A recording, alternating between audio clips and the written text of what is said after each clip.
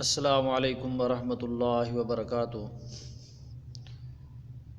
سامعین محترم، آج کی اس ویڈیو کے اندر میں نمازیوں کی قسمیں اور بے نماز کا انجام آپ احباب کے سامنے رکھوں گا۔ سامعین محترم، قرآن مجید کی سورۃ الماعون کے اندر دو قسموں کا تذکرہ ہوا ہے۔ فرمایا کہ فویل للمصلین، نمازیوں کے لیے ہلاکت ہے، تباہی ہے، بربادی ہے۔ نماز بھی پڑھتے ہیں لیکن تباہی ہے، بربادی ہے، ہلاکت ہے۔ کون سے نمازی ہیں جن کے لیے تباہی ہے؟ جو نہیں پڑھتے ان کی بات نہیں ہو رہی، بلکہ جو نماز پڑھتے ہیں ان کی بات ہو رہی ہے یہاں پہ۔ وہ کون سے ہیں؟ الذین ھم عن صلاتہم ساہون، جو اپنی نمازوں کے اندر غافل رہتے ہیں نماز کے اندر لیکن انہیں پتہ نہیں کہاں سے کہاں پہنچ جاتے ہیں، ان کے خیالات غافلین کی نمازیں۔ تو فرمایا کہ ایسے نمازیوں کے لیے قرآن مجید نے بیان فرمایا تباہی ہے، بربادی ہے۔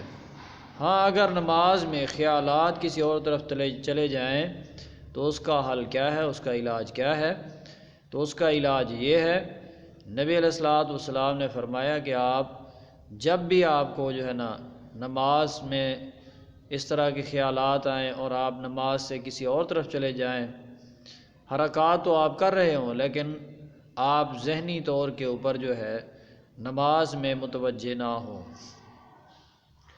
تو اس کا حل یہ ہے کہ آپ اعوذ باللہ من الشیطان الرجیم پڑھیں اور بائیں جانب 3 بار تھوکیں۔ تو جماعت کے اندر ہیں یا مسجد میں ہیں، سنن یا نوافل ادا کر رہے ہیں، گھر کے اندر ہے، تو اس انداز سے نہ ہو کہ دوسرے کے کپڑے گندے ہو جائیں، خراب ہو جائیں۔ ہلکا سا بائیں جانب آپ نے ہوا اور اس میں تھوڑا سا تھوک ملا ہوا آئے فوار کی شکل کے اندر، تو اس سے آپ کا جو خیالات نماز میں دوسری طرف جا رہے ہوتے ہیں وہ ٹھیک ہو جائیں گے۔ تو یہ ہے شرعی حل اس کا۔ تو ایک قسم یہ جو اپنی نمازوں میں رہتے ہی غافل ہیں، پتہ ہی نہیں ہے، غفلت کی نمازیں، بس آئے ٹکرے لگائے اور گھر چلے گئے، ان کے لیے بربادی ہے۔ دوسرے کون سے ہیں؟ الذین ھم یراؤن، وہ لوگ جو دکھلاوا کرتے ہیں، یعنی نماز صرف اور صرف ان کا مقصد یہ ہوتا ہے لوگ مجھے نمازی کہیں، اللہ کی رضا مقصود نہیں ہوتی۔ اس نماز کے ذریعے وہ اپنے جرائم کرائم کو پورا کرنے کے لیے یہ حربہ، یہ ہتھیار استعمال کرتے ہیں، یعنی کہ لوگوں کی نظروں میں یہ ہوتا ہے یار یہ نمازی ہے، یہ بے ایمانی کر سکتا ہے، یہ بدمعاشی کر سکتا ہے، یہ فلاں کر سکتا ہے۔ نہیں جناب، ایسا نہیں ہو سکتا، نہ ہو نمازی اور یہ کام کرے، نہیں جی۔ تو حضرات و حاضرین، قرآن مجید نے بتلایا یہ صرف لوگوں کو دکھلانے کے لیے، لوگوں کے ہاں کہلوانے کے لیے نمازی ہوتے ہیں، حقیقی نمازی نہیں ہوتے۔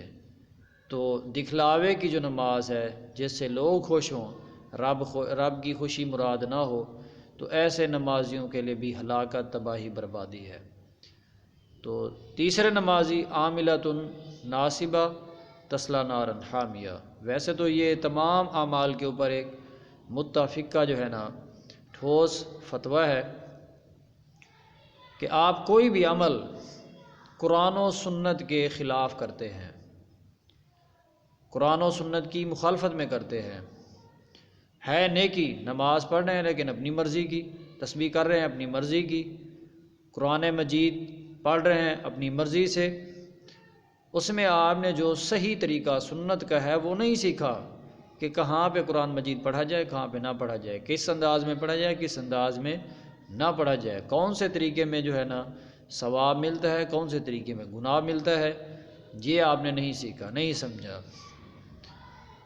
تو سامعین مکرم، اس میں کوئی بھی عمل قرآن اور احادیث سے بغیر سیکھے سمجھے آپ کر رہے ہیں جہالت کی بنا کے اوپر، تو یہ یاد رکھیے آپ کا وہ عمل قابل قبول نہیں ہے۔ جب تک قرآن کی اس کے اوپر کوئی دلیل نہ ہو، صحیح حدیث سے وہ ثابت نہ ہو، تب تک جو ہے نا وہ قابل قبول نہیں ہوگا، وہ چاہے نماز ہو، چاہے تسبیح ہو، چاہے جو ہے نا حج ہو، چاہے عمرہ ہو، چاہے صدقہ خیرات ہو، کوئی بھی عمل ہو۔ تو یہاں پہ مطلق تمام اعمال کے اوپر بتلا دیا گیا کہ عاملۃ ناصبہ، کچھ لوگ ایسے آئیں گے جو اپنی مرضی کے عمل کرتے ہوں گے، اپنی منمانی کی نمازیں، اپنی منمانی کے صدقات خیرات، حج عمرے، اپنے طریقے طور طریقے انہوں نے نکالے ہوئے ہوں گے، دین میں کمیاں بیشیاں اضافے کیے ہوئے ہوں گے۔ فرمایا کہ یہ لوگ دنیا میں بھی تھکے ہوئے ہوں گے، تسلا نارن حامیہ، جائیں گے بھڑکتی ہوئی جہنم کی آگ کے اندر۔ وجہ کیا ہوگی کہ انہوں نے اللہ اور اس کے رسول صلی اللہ علیہ وسلم کے بتائے ہوئے طریقوں کو نہ سمجھا، نہ سنا، نہ پڑھا، اپنی منمانی اپنی مرضیاں کی۔ تو اس طرح کی نمازی بھی جہنمی ہے۔ گویا کہ یہاں پہ قرآن نے اس طرح کے نمازیوں کے متعلق بھی ہماری رہنمائی کر دی۔ 3 ہو گئے، تو چوتھے نمبر کے اوپر آتا ہے ان الصلاۃ تنہی عن الفحشاء والمنکر، کہ بے شک نماز آپ کو بے حیائی برائی سے روکتی ہے۔ تو آپ کی نماز کی قبولیت کا یہاں پہ پیمانہ بیان کیا گیا ہے۔ آپ نے نماز پڑھی ہے،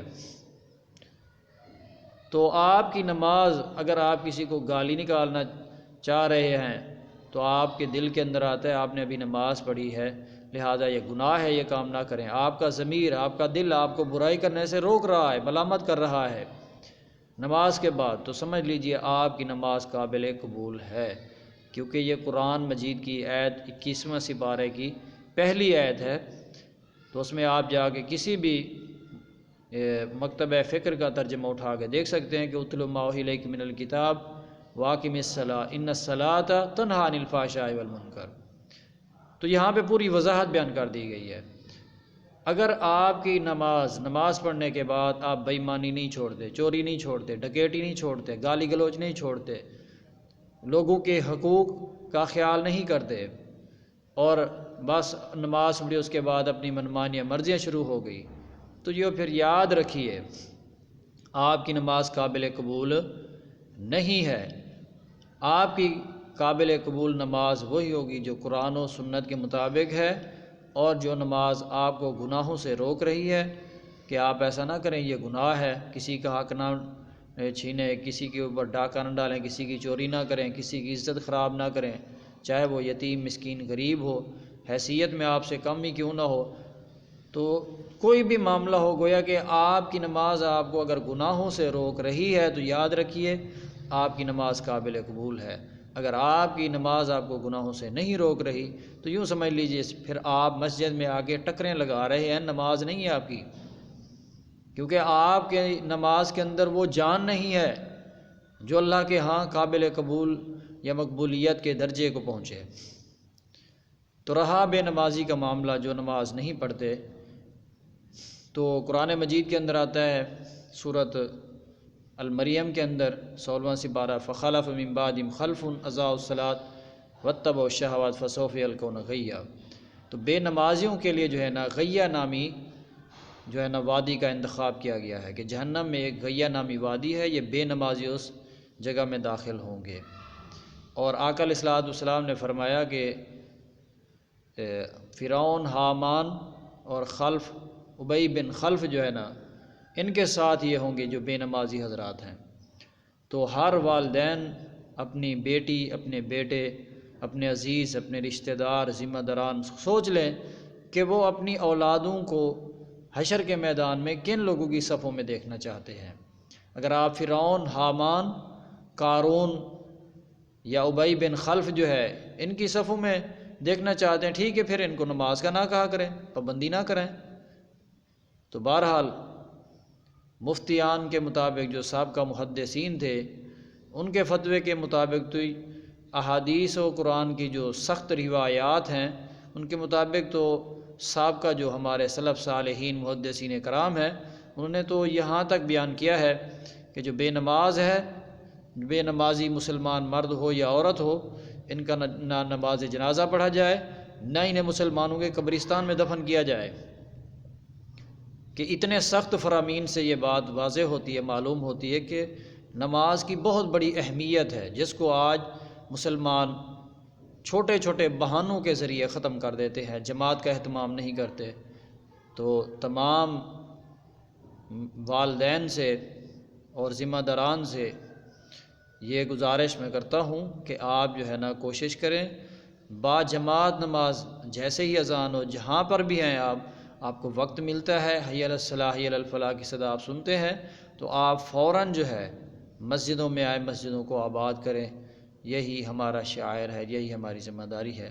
تو دعا ہے کہ اللہ کریم مجھے اور آپ کو جو کچھ بیان کیا ہے صحیح معنوں میں سمجھنے عمل کرنے کی توفیق و طاقت عطا فرمائے۔ وما علینا الا البلاغ۔